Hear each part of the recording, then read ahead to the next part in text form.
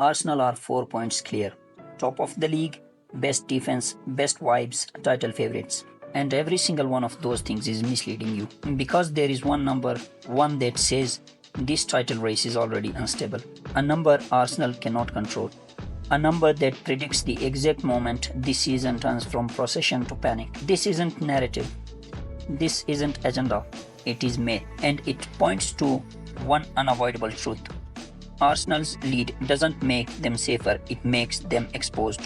Because the system carrying them has a fault line, and the team hunting them knows exactly where to strike. One game, one ground, one night where margins disappear. This isn't about if the gap closes, it's about when. And by the end of this video, you will know why Arsenal's 4-point lead is not a cushion, it's a warning. There they stand, Arsenal at the summit of the Premier League. 4 points clear.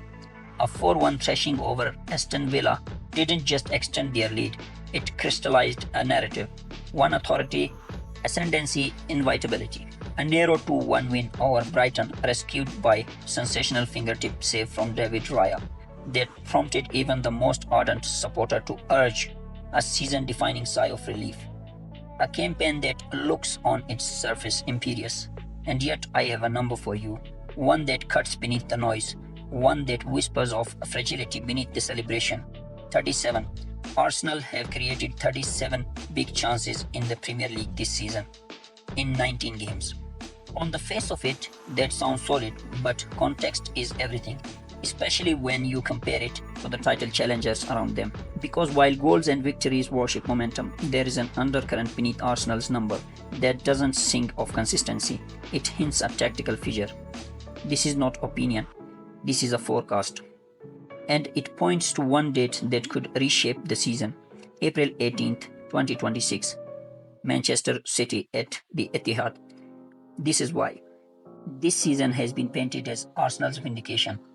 A side reborn after years of promise without proof. Mikel Arteta's philosophy finally encapsulating both structure and soul. A top division best defense built through discipline and organization. A goalkeeper in David Raya's capable of game-saving brilliance. A captain in Martin Odegaard's rediscovering rhythm, creativity and timing. Every win, whether a commanding display or a nervy grind, has been added to the growing ledger of belief. Yet, beneath the surface, a quiet statistic pulses. Arsenal's prolific defensive solidity does not currently mirror a corresponding dominance in open play creativity. Their goals have come from moments of precision, individual brilliance and yes, set pieces that shifts the balance. But from the fluid, unpredictable chaos of open play, Arsenal haven't produced as many truly dangerous chances as you would expect from a table-leading side. When the best teams in history go about their business, they generate pressure, they force openings, they conjure the danger like gravitational pull. Arsenal at times look like they wait for danger to arise before shaping it. And in a league where City have mastered balance between control and rupture, that subtle distinction matters. Let's talk about the lead. 4 points. It sounds strong, it reads like dominance, but if you zoom out from headlines and match scorers, or peer into why those goals came, a pattern emerges. Arsenal's big chances, the one that truly threatened a goalkeeper and destroyed a defense. Number 37 across the season so far, from 19 games. Contrast that with the standard we expect from a title contender. Tenacious possession translated into frequent, high-quality opportunities. Arsenal have shown resilience, discipline, structure, but their big chance count taken at face value doesn't yet reflect the kind of calculating, constant threat that sustains title winners. And yet the league table smiles upon them, because football is played in results first, and only later in analysis. So the question becomes not, are they winning? But are they winning in a way that is sustainable? This is where the consistency and creation diverge. A team can defend brilliantly. A team can manage games intelligently. A team can win points. But to win the title, you must create danger at pace, relentlessly, unpredictably. especially in matches where the margin is fine and the stakes are high, and that Arsenal have not yet shown in abundance. This brings us to the tactical heartbeat of the matter. The reason all numbers tell a different story underneath the league's table.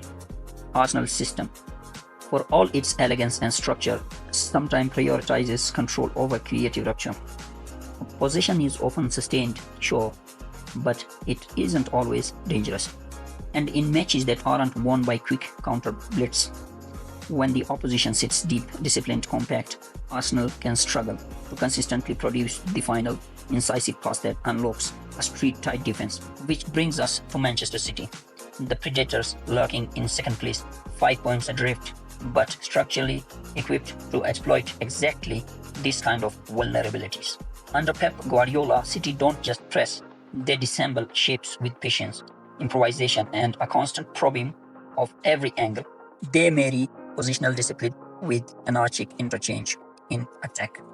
And crucially, they create big chances from open play at the rate that keeps the opposition perpetually off balance. Arsenal defend shockingly well, that is objective. But when it comes to consistently forcing high-quality scoring opportunities from open play, their tally suggests a gap between dominance in the league table and dominance on the pitch. Now consider the psychological weight of 4 points lead. The casual observer, the gulf feels safe. But when a team's approach to creativity is dependent on individual moments, set pieces, transitional quickness, moments of sharp genius, rather than a sustained generative threat in open play, the texture of that lead changes. It feels less like armor and more like a wax seal. Enter Manchester City, a side that never panics, never stops probing, and whose template is multiple routes to goal. Through the center, from the wings, via rotations, overloads, and midfield displacements. Their tactical rhythm is a persistent hum of danger. Theirs is a system that, when executed, erodes resistance gradually but relentlessly. City are not 4 points behind because they lack ability. They are behind because Arsenal have been efficient in results. Should that efficiency ever waver, and statistics suggest the margin of error may be thinner than the table implies, then City are perfectly positioned to pounce. That's not hyperbole, that's strategy. So let us stare at the calendar, at the fixtures list that will define this season's true protagonists. April 18th, 2026, a Sunday afternoon in Manchester, Etihad Stadium, place where Arsenal's narrative, so carefully constructed, meets its most demanding test. This is not simply another big game. This is crucible, the point where style meets substance and where the weak key is an attack are ruthlessly exposed. City in front of their own supporters, mastering possession and probing an Arsenal defense that has stood tall, yes, but has rarely had to sustain consistent open play creation against relentless pressure. This fixture will not be decided by headlines. It will be decided who controls the chaos, who can generate danger when the game demands it most. Arsenal's defense can remain rigid, but if their offensive patterns lack fluidity against a City side that thrives on manipulating spaces, the balance could shift dramatically. And here we arrive at the moment where celebration must give way to interrogation, where admiration bows to analysis. Arsenal are top of the Premier League. That fact is indisputable. 4 points clear. The table confirms it. The crowds believe it. History for now records it. But the table is a mirror that only reflects outcomes, never causes. And titles are not won by reflection, they are won by resolution. This Arsenal side has mastered control. They suffocate space, they deny transition, they reduce chaos. They reduce chaos to a manageable hum. But control, when not paired with relentless creative threat, can quietly mutate into caution. And caution in a title race defined by microscopic margins is not safety, it is vulnerability disguised as discipline. Let's break this down to its component parts. There's a concept in football analytics called game state management. How does a team behave when leading? Arsenal's data reveals a fascinating and potentially alarming pattern. When ahead by 1 goal, their possession increases by an average of 8%, but their shots on target actually decrease by 15%. They retreat into what analysts call prevent defense. But in football's fluid theater, prevention without penetration is merely postponement. They manage games to conclusion rather than kill the game with conviction.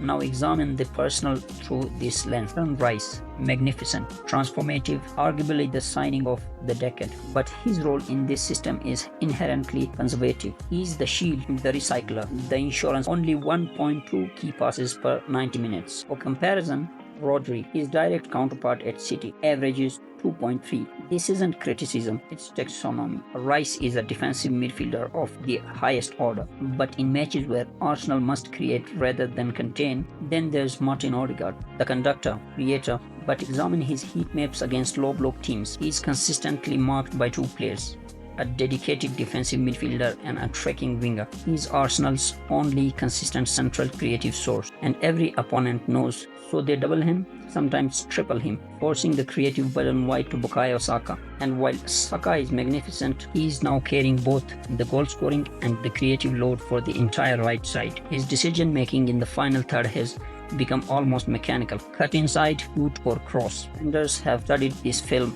They know the algorithm, which brings us to the structural paradox. Mikel Arteta has built perhaps the most tactical disciplined side in Arsenal's modern history. Every player has specific zones, specific moments, specific responsibilities. It's choreographed football of the highest order. What happens when the choreograph is memorized by the opposition? When every positional rotation becomes predictable, Pep Guardiola himself once said, the moment a system becomes predictable, it becomes vulnerable. Arsenal's system isn't just becoming predictable, its predictability is being measured in real time by City's data analysts, who are tracking every pass sequence, every trigger movement, every set piece routine. Now consider the psychological dimension. There's a phenomenon in sports psychology called front-runner anxiety. The team that leads for months, that carries the weight of expectation, that hears "this is your year" repeated like a mantra, they develop a subconscious fear of making the mistake that undoes everything. Watch Arsenal in the final 20 minutes of a tight game. The passes become slightly safer, the runs become slightly less ambitious, the aggression becomes calculated rather than instinctive. They are not choking, they are over managing. They are playing not to lose what they have built, rather than they play to win what. With Manchester City's mentality, they have been here, they have been trailed, they have chased, they have won from behind, and they have lost from ahead. Their emotional memory bank contains every possible scenario. For City, their system is designed to absorb errors and immediately generate 3 new chances. They play with freedom of the experienced, while Arsenal, for all their brilliance, still play with caution of the aspirant. This is the deeper meaning behind those 37 big chances. It's not just a statistical deficiency, it's a psychological one. Chances aren't created by accident. They are forced into existence by teams that believe they can have the right, the obligation to dominate not just possession, but probability itself. They come from players taking risks between the line, from fullbacks overlapping with conviction, from midfielders playing the difficult through balls instead of the safe square pass. Arsenal's current model is optimized for efficiency, but titles, especially in England's relentless marathon, aren't won by efficiency alone. They are won by moments of unsustainability. They are won by moments of unsustainable, almost a reckless creativity that breaks the game of the 15-16 Tottenham side that pushed Leicester until the final day. All shared a common trait. They were excellent teams having excellent seasons, but when faced the ultimate pressure test, they discovered that excellence isn't enough. You need something more, something indefinable that lives in the space between tactics and mentality, between system and soul. Arsenal have answered every question asked of them this season, except one, the only question that matters when everything is on the line against the best opponents in the most hostile environment. Can you create your own destiny rather than manage someone else? At the Etihad, that question will be asked in the most brutal possible terms. And how Arsenal answer won't just determine this title race, it will define this generation of players, this manager, this entire project, because they are 4 points clear and they are one unanswered question away from collapse. The clock is ticking, the riddle is set, and history is watching. Until next time, stay locked in the vault.